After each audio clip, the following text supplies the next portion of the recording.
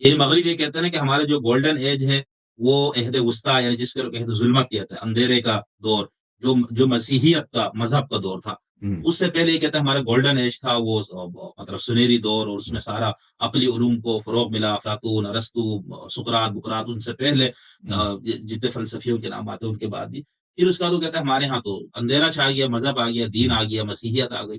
اچھا، اس مسیحیت کے دور میں اسلام مغرب میں آئے نا، یعنی عرب میں حضرت محمد صلی اللہ علیہ وسلم جب تشریف لائے تو یہ مغرب میں ان کے بقول، ان کے دین کا دور تھا، ان کے ہاں مسیحیت کا دور تھا، اس کو کہتے ہیں عہد ظلمت ہے. تو اس دور میں وہاں پر بہت یعنی علم کلام وجود میں آیا. لیکن میرا سوال صرف یہ تھا نا کہ یہ جو متکلم مسیحی ہے وہ بھی خدا کو مانتے ہیں، مسلم متکلمین بھی، ہم فلسفیوں کی بات کر رہے تھے. جو خالص فلسفی ہے، جو دین، دھرم، مذہب، وہی کسی چیز کو ذریعہ نہیں مانتے، وہ کہتے ہیں ہمارے ہر سوال کا جواب ہم عقل سے دیں گے، اور عقل ہی ہمارے پاس واحد ذریعہ علم ہے. تو ان کو خدا کا وہ تصور نہیں آ سکتا آپ کے خیال میں جو دین کا تصور ہے، اس کے لیے وہی لازمی ہے. بالکل آ سکتا ہے. دیکھیں لیکن اس کے لیے دیکھیں یہ عجیب ہے. دیکھیں کیا، دیکھیں ان مسائل میں تو اللہ تعالیٰ نے دیکھیں ہمارے مذہب میں، شیعہ مذہب میں عقل کی کتنی تعریف ہے.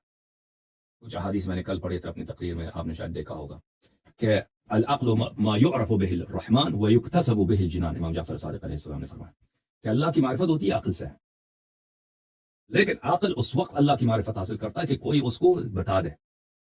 ایسے بیٹھے بیٹھے، ٹھیک ہے نا، اس کا اپنا بیک گراؤنڈ کیا ہوا، اس کا اپنے پہلے سے کیا بایسیز، کیا تعصبات انسان کے ذہن میں ہے، وہ کیا خدا تک پہنچ سکتا ہے؟ تو یہ میرے لیے کلیئر نہیں ہے.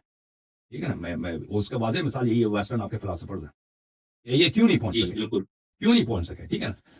میں سمجھتا ہوں اس کی وجہ یہ ہے کہ عقل گرچہ ایک چراغ ہے، لیکن اس کے سامنے اگر آپ مٹیریل رکھ دیں، گولڈ اور تراب، سونا رکھ دیں اور گندگی رکھ دیں، تو وہ پہچان لیتا کہ یہ سونا ہے اور یہ گندگی، یہ صحیح ہے غلط ہے. اگر نہ رکھیں وہ خود اب تلاش کرے، سونا دریافت کرے، ہو سکتا ہے کبھی اس کو سونا مل جائے، ہو سکتا ہے کبھی سونا نہ ملے اس کو. ٹھیک ہے نا. تو عقل کے سامنے عقل بذات خود ایک چراغ ہے، لیکن اس کی ایک محدودیت ہے. اس کی محدودیت کیا ہے کہ اگر اس کو بتایا جائے کہ قضیہ ایسا ہے، ایسا ہے، ایسا ہے، ٹھیک ہے نا، A is B, B is C, therefore A is C.